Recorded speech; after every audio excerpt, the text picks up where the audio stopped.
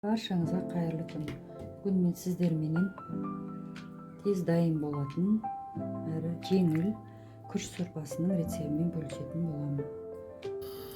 Қызып тұрған ыдысымызға кішкене май құямыз. Майды көбірек құйған ұнатпаймын, сондықтан азырақ құямын. Көбірек, молырақ құйсаңыздар да болады. Осыны алған бір пиязымызды майдалап турап аламыз. Майдалап турап аламыз.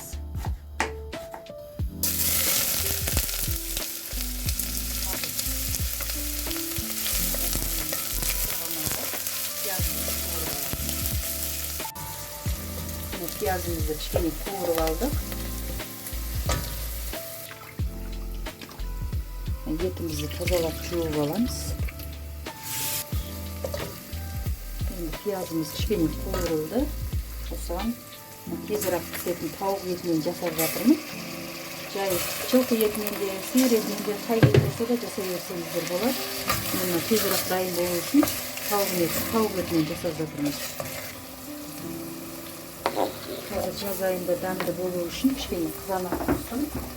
Ол қызанақтың қасына кішкене тамақ қосып жіберсем де болады. Da salып алдым. Өзінің сөлі шығып, дәмді болып.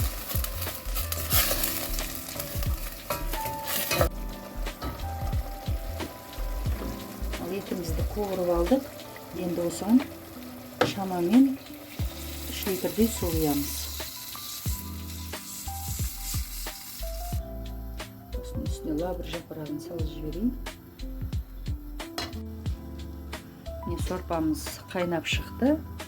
Енді осының астын баяу отқа қоямыз.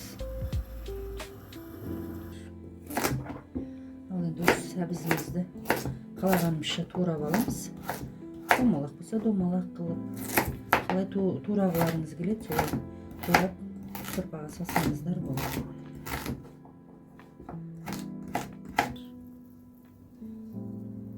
Бетіндегі көбіктерін алып тастаймыз. Қайнап шыққан көбіктерін. Сорпамыз қайнады, енді сәбізімізді сала берсек болады.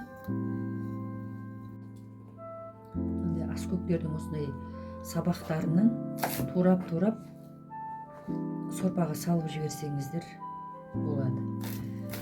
Майдалап турап. Енді аскөктің сабағын туралғанын салып жіберсек те болады. Дәмі өте керемет болады.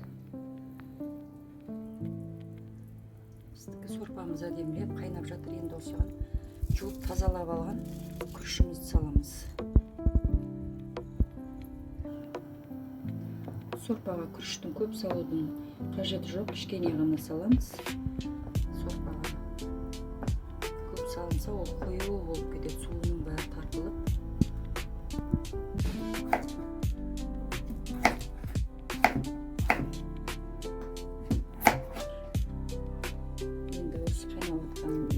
Сорпамызға картошкамызды салып аламыз.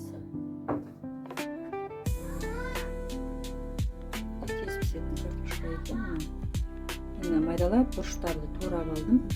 Енді бұрыштарымызды саламыз. Керемет болып шығады. Міне біздің күріш сорпамыз дайын болды. Енді астындағы отын өшіреміз.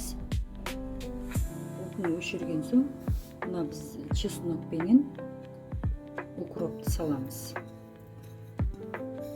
Турап алдық, оны майдалап осылай араластырып 1 минутқа қақпағын жауып қойып қоямыз.